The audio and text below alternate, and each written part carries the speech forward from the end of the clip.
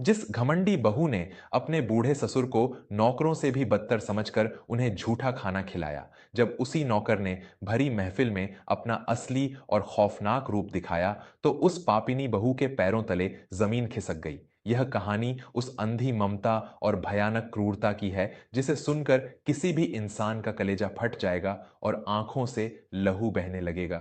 यह दास्तान हर उस औलाद और बहू के मुंह पर एक करारा तमाचा है जो दौलत के नशे में अंधे होकर अपने जन्मदाता भगवान को ही सरेआम नीलाम कर बैठते हैं। पूस मास की वह हाड़ कंपा देने वाली सर्द रात थी, जब आसमान से ओस नहीं बल्कि जैसे बर्फ के तीर बरस रहे थे। शहर के सबसे आलीशान और महंगे इलाके में स्थित शांति निकेतन नाम के उस भव्य बंगले में सब कुछ खामोश था, लेकिन उस करोड़ों के बंगले के सबसे पिछले और सीलन भरे अंधेरे कमरे में इंसानियत और ममता का सरेआम कत्ल हो रहा था। एक 70 साल का बूढ़ा इंसान अपनी फटी हुई सूती चादर में सिकुड़ा हुआ कांप रहा था। वह कोई और नहीं बल्कि उस घर के सबसे बड़े बुजुर्ग और उस पूरे साम्राज्य के असली मालिक पंडित रामेश्वर जी थे। रामेश्वर जी के शरीर का एक एक जोड़ भयंकर बीमारी से जकड़ा हुआ था और उनकी आंखों की रोशनी मोतियाबिंद के कारण धुंधली हो चुकी थी। उन्होंने अपनी पूरी जिंदगी अपने खून और पसीने की एक एक बूंद बहाकर इस करोड़ों के व्यापार को खड़ा किया था। अपनी जवानी के दिनों में खुद फटे हुए कपड़े पहनकर उन्होंने अपने इकलौते बेटे सुमित को विदेश में उच्च शिक्षा दिलाई थी, लेकिन पत्नी के देहांत के बाद बुढ़ापे की लाचारी और औलाद के प्रति उनके अंधे मोह ने आज उन्हें उनके ही घर में एक लाचार कैदी बनाकर रख दिया था। सुमित का विवाह शहर के एक बहुत बड़े घराने की घमंडी और क्रूर बेटी काव्या से हुआ था। काव्या जब इस घर में बहू बनकर आई तो वह अपने साथ अहंकार, लालच और नफरत का एक ऐसा तूफान लेकर आई जिसने उस घर की सारी पवित्रता को हमेशा के लिए भस्म कर दिया। काव्या को अपने ससुर का गमवई पहनावा, उनकी सादगी, उनका खांसना और उनका अस्तित्व ही अपनी आंखों में कांटे की तरह चुभता था।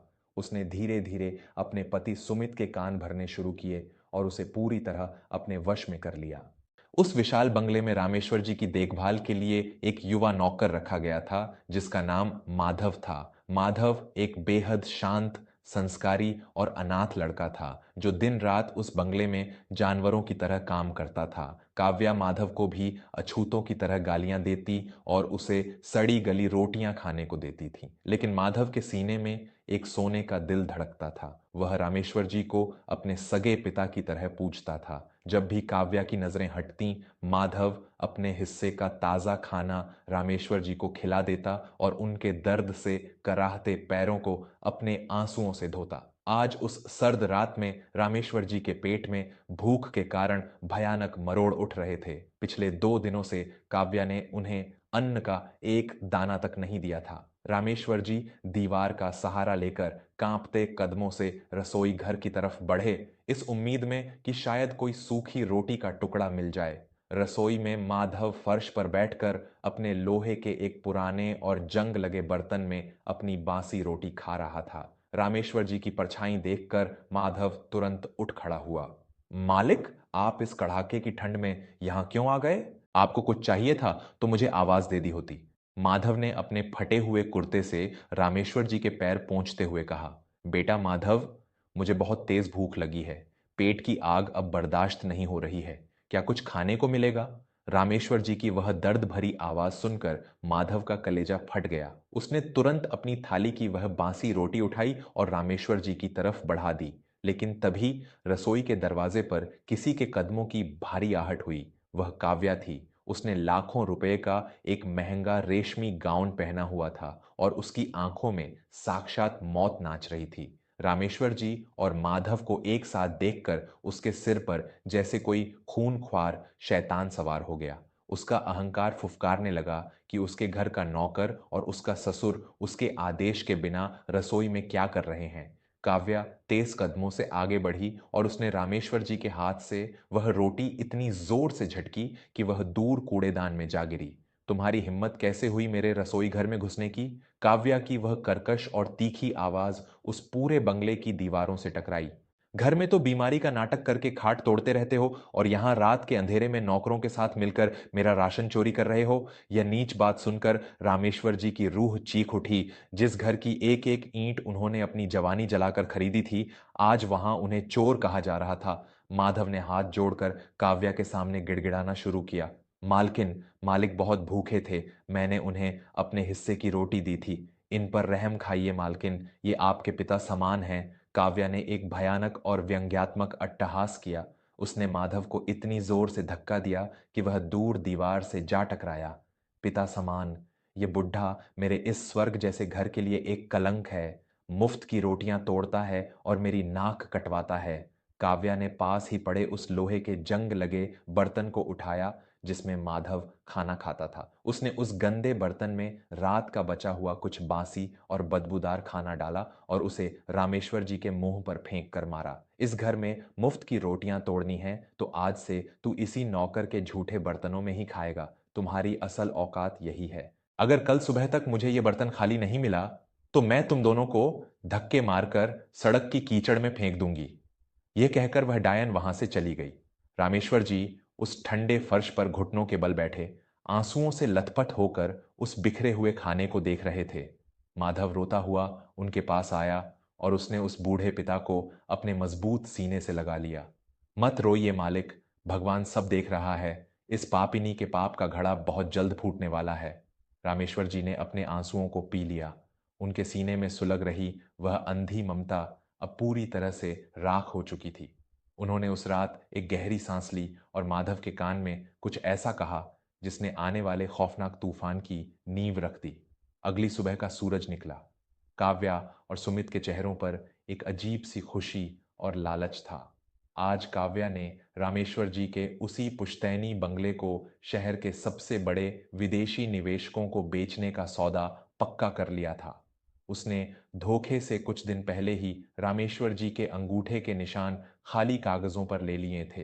बंगले के उस विशाल दालान को दुल्हन की तरह सजाया गया था।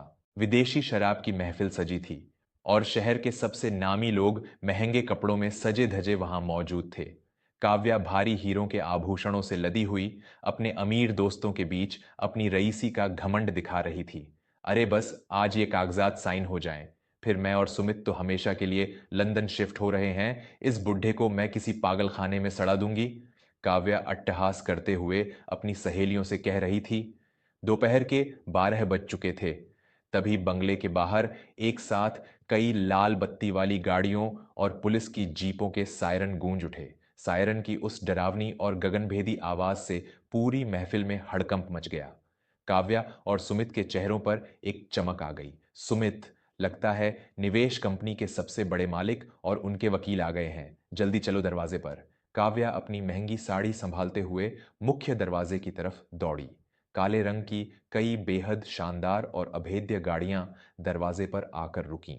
सुरक्षा कर्मियों ने फुर्ती से दरवाजा खोला और अंदर से शहर के सबसे बड़े पुलिस कप्तान और नामी वकीलों की एक पूरी फौज बाहर निकली। काव्या और सुमित हाथ जोड़कर अपनी कमर तक झुककर उनका स्वागत करने लगे। महोदय, आपका हमारे घर में बहुत बहुत स्वागत है। आइए, अंदर आइए। लेकिन पुलिस कप्तान के चेहरे पर कोई भाव नहीं था। उन्होंने काव्या और सुमित को इस तरह अनदेखा कर दिया जैसे वे कोई कीड़े मकोड़े हों। पुलिस कप्तान एक तरफ हट गए और उन्होंने अपनी गर्दन झुका ली। तभी सबसे पीछे वाली उस बेहद शानदार और लंबी गाड़ी का दरवाजा खुला। अंदर से एक नौजवान बाहर निकला। उसने एक बेहद शानदार लाखों रुपए का विदेशी सूट पहना हुआ था। उसकी आंखों पर महंगा चश्मा था और उसके चेहरे पर एक ऐसा खौफनाक और कठोर तेज था जिसे देखकर वहां मौजूद हर इंसान की सांसें थम गईं। वह कोई और नहीं बल्कि उसी घर का वह नौकर माधव था। माधव को इस रईस और खूंखार रूप में देखकर काव्या और सुमित के पैरों के नीचे से पूरा पाताल खिसक गया। उनका दिमाग सुन्न पड़ गया और दिल की धड़कनें बेकाबू हो गईं। तू तू तो मेरे घर का 2 कौड़ी का नौकर है। तूने ये कपड़े कहाँ से चुराए और पुलिस के साथ यहाँ क्या कर रहा है? काव्या हकलाते हुए और फुफकारते हुए बोली। यह सुनते ही माधव के भीतर का वह खूंखार शेर जाग उठा। वह अपनी जगह से उठा और उसने पलटकर काव्या को एक ऐसी भयानक नजर से देखा कि काव्या की पैंट गीली हो गई। अपनी गंदी जुबान को लगाम दे, नीच औरत! माधव की गगनभेदी गर्जना से उस बंगले की दीवारें थर्रा उठीं। तू जिसे अपने घर का नौकर कह रही है, वह असल में कौन है, यह तुझे पता भी है? सुमित पसीने से नहा उठा और थर थर कांपने लगा। पीछे खड़े सबसे वरिष्ठ वकील साहब ने अपनी फाइल से एक भारी दस्तावेज निकाला और उसे काव्या के मुंह पर दे मारा। अपनी आंखें फाड़ कर देख इन कागजों को, कलयुग की डायन। वकील साहब ने अपनी मुट्ठी भींचते हुए उस खौफनाक सच का पर्दाफाश किया जिसने उस पूरे घमंड की बुनियाद हिला दी। यह कोई नौकर नहीं है मूर्खों, यह इस पूरे राज्य की सबसे बड़ी न्याय ट्रस्ट का मुख्य कानूनी सलाहकार और पंडित रामेश्वर जी के सबसे परम मित्र का इकलौता बेटा माधव सिंह है। यह वज्रपात इतना भयानक था कि सुमित धड़ाम से घुटनों के बल गिर पड़ा। काव्या, जो कुछ देर पहले तक हवा में उड़ रही थी, अब जमीन पर रेंगने लगी थी। क्या क्या कह रहे हैं आप? यह भिखारी वकील कैसे हो सकता है? काव्या की जुबान तालू से चिपक गई थी। मैं सच कह रहा हूं जाहिल, माधव दहाड़ते हुए बोला। रामेश्वर अंकल को बहुत पहले ही तुम्हारे इस लालची रूप पर शक हो गया था। उन्हें पता था कि तुम्हारे अंदर लालच का एक ऐसा जहर भरा है जो समय आने पर उनकी जान ले लेगा। इसलिए उन्होंने मुझे एक नौकर बनाकर इस घर में भेजा था ताकि मैं तुम्हारे हर पाप का सबूत इकट्ठा कर सकूं। माधव ने एक एक शब्द पर जोर देते हुए कहा। मैंने दिन रात तुम्हारे जुल्म सहे, सिर्फ यह देखने के लिए कि एक औलाद दौलत के लिए कितनी नीच हो सकती है। कल रात जब तूने मेरे भगवान समान पिता को झूठे बर्तन में खाना खिलाया, उसी वक्त मैंने तय कर लिया था कि आज तेरी चिता सजेगी। यह सुनकर सुमित की आंखें फटी की फटी रह गईं। और जो कागज तुमने धोखे से अंगूठा लगवाए थे? माधव ने एक भयानक अट्टहास किया। वो कागज तो कचरे के डिब्बे में पड़े हैं मूर्ख, क्योंकि जिस संपत्ति को तू बेचना चाहती थी वह पहले से ही मेरे अनाथालय ट्रस्ट के अधीन है। रामेश्वर अंकल ने 10 साल पहले ही सब कुछ दान कर दिया था। करोड़ों की दौलत और वह सारा घमंड एक पल में राख हो चुका था। तभी सीढ़ियों से रामेश्वर जी धीरे धीरे नीचे उतरे। आज उनके चेहरे पर कोई लाचारी नहीं थी। उस अंधी ममता की जगह अब एक ऐसी प्रलयंकारी ज्वाला धधक रही थी जो बड़े बड़े अहंकारियों को भस्म करने की ताकत रखती थी। रामेश्वर जी ने बहुत ही शांत लेकिन खौफनाक आवाज में कहा, वकील साहब। जी मालिक, आदेश करें। वकील साहब ने हाथ जोड़ते हुए कहा, इन दोनों भिखारियों को अब मेरी नजरों से दूर किया जाए। वकील साहब ने अपनी आवाज में आसमान फाड़ देने वाली गर्जना के साथ घोषणा की, आज से यह सारा साम्राज्य प्रशासन के कब्जे में है और तुम दोनों सड़क के भिखारी हो चुके हो। यह सुनते ही काव्या और सुमित के गले से एक भयानक चीख निकल गई। रामेश्वर जी ने पुलिस कप्तान को आदेश दिया, कप्तान साहब, इस नीच आदमी और इसकी पत्नी को इसी वक्त गिरफ्तार कीजिए। रामेश्वर जी ने एक एक जुर्म गिनाना शुरू किया। इन पर धोखाधड़ी से संपत्ति हड़पने की साजिश और सबसे गंभीर, एक असहाय और बीमार वृद्ध को भूखा मारकर हत्या के प्रयास का मुकदमा दर्ज करो। हत्या का प्रयास। यह सुनते ही सुमित की बची खुची सांसें भी उखड़ गईं। इसमें तो उम्र कैद की सजा तय थी। सुमित रेंगता हुआ अपने पिता के पैरों की तरफ बढ़ा। पिताजी, मेरे भगवान, मुझे माफ कर दो। मैं लालच में अंधा हो गया था। शैतान सवार हो गया था मेरे दिमाग पर। मुझे जेल मत भेजो पिताजी, मैं वहां चक्की पीसते पीसते मर जाऊंगा। मुझ पर रहम करो। सुमित ने अपने पिता के पैरों पर अपना सिर पटकना शुरू कर दिया।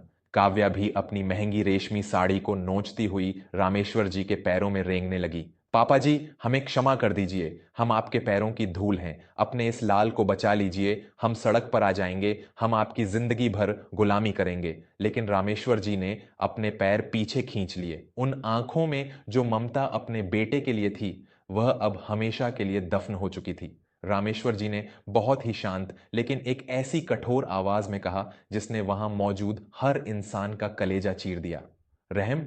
क्या तुमने तब रहम किया था जब तुमने मुझे एक नौकर के झूठे बर्तन में सड़ा हुआ खाना खाने पर मजबूर किया था? तुम दोनों ने तो मुझे उस सीलन भरे कमरे में तड़प तड़प कर मरने के लिए छोड़ दिया था। रामेश्वर जी ने अपनी उंगली मुख्य दरवाजे की तरफ तान दी। मेरा बेटा तो उसी पल मर गया था जब उसने अपने जन्म देने वाले बाप को एक नौकरानी से भी नीचा समझा था। आज मेरे सामने जो खड़े हैं वे सिर्फ दो लालची और खूंखार राक्षस हैं और राक्षसों की जगह मेरे घर में नहीं, काल कोठरी के अंधेरे में होती है रामेश्वर जी ने पुलिस को इशारा किया, इन्हें मेरी नजरों से दूर ले जाओ और याद रहे कप्तान साहब, यह कोई आम मामला नहीं है। इनकी जमानत किसी भी अदालत में मंजूर नहीं होनी चाहिए। इनकी पूरी जिंदगी उसी नरक में कटेगी जो इन्होंने मुझे दिया था। पुलिस के जवानों ने तुरंत आगे बढ़कर उन दोनों के हाथों में भारी और ठंडी हथकड़ियां जड़ दीं। वे दोनों दहाड़े मार मार कर रो रहे थे। पुलिस उन्हें कॉलर से पकड़कर घसीटते हुए जीप की तरफ ले जा रही थी। उनके शरीर पर मौजूद सारे महंगे जेवर और रेशमी कपड़े पुलिस ने कानून के नाम पर वहीं उतरवा लिए थे। पूरा समाज जो कल तक उनकी रईसी से खौफ खाता था, आज उनके इस भयानक पतन को देखकर उन पर थूक रहा था। उनका सारा घमंड, सारी दौलत और उनकी लालच की इमारत उसी दरवाजे पर हमेशा के लिए चकनाचूर हो चुकी थी। माधव ने आगे बढ़कर रामेश्वर जी को अपने सीने से लगा लिया। न्याय का चक्र जब अपनी धुरी पर घूमता है तो बड़े बड़े पापी अपने ही खोदे हुए गड्ढे में तड़प तड़प कर खत्म हो जाते हैं। ईश्वर के घर देर जरूर है, लेकिन अंधेर बिल्कुल नहीं।